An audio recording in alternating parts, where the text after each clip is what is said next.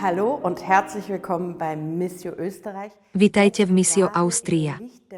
Nachádzame sa v kaplnke Svetlo národov na Seirsted vo Viedni. Veľmi sa tešíme, že ste nás navštívili a prišli k nám na púť. Toto je skvelé miesto na púť, pretože ako Missio Austria slúžime univerzálnej cirkvi a máme s ňou zvláštne spojenie. Krížová cesta, oltár a obrazy na vitrážach boli vytvorené umelcami z Haiti. Je to veľký poklad, ktorý nás priamo spája s najchudobnejšími, ktorým chceme slúžiť. Cirkev vo svete rastie a to je jedna z najkrajších správ. Rozprávame príbehy tejto rastúcej cirkvi, príbehy plné nádeje.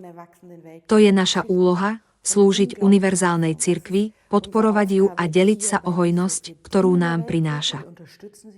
To všetko má svoj pôvod v dvoch ženách, v Pane Márii a v blahoslavenej Pauline Marie Jaricot. Vedľa mňa sa nachádza jej malá relikvia. Možno ju ešte nepoznáte, bola to mimoriadna žena a zakladateľka pápežských misijných diel. Bola blahorečená pred 3 rokmi a zomrela pred 163 rokmi. Po francúzskej revolúcii pomohla obnoviť cirkev, ktorá vtedy bola vo veľkej kríze. Ako mladá žena sa obrátila, zložila súkromný sľub čistoty, ale nikdy nevstúpila do kláštora. Povedala, svet je môj kláštor. Narodila som sa, aby som milovala a konala. A presne to urobila, založila dielo šírenia viery, zozbierala obrovské sumy peňazí, povzbudzovala ľudí k modlitbe a zasvetila sa najchudobnejším s úžasnou kombináciou kontemplácie a činorodosti. Hoci pochádzala z bohatej rodiny, nakoniec zomrela v chudobe.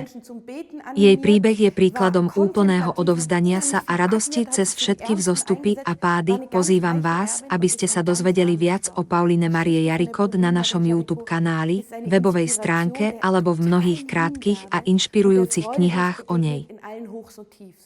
Zostaňte s nami v kontakte, aby sme mohli spolu rozšíriť náš pohľad na univerzálnu cirkev. To je jeden z najkrajších darov.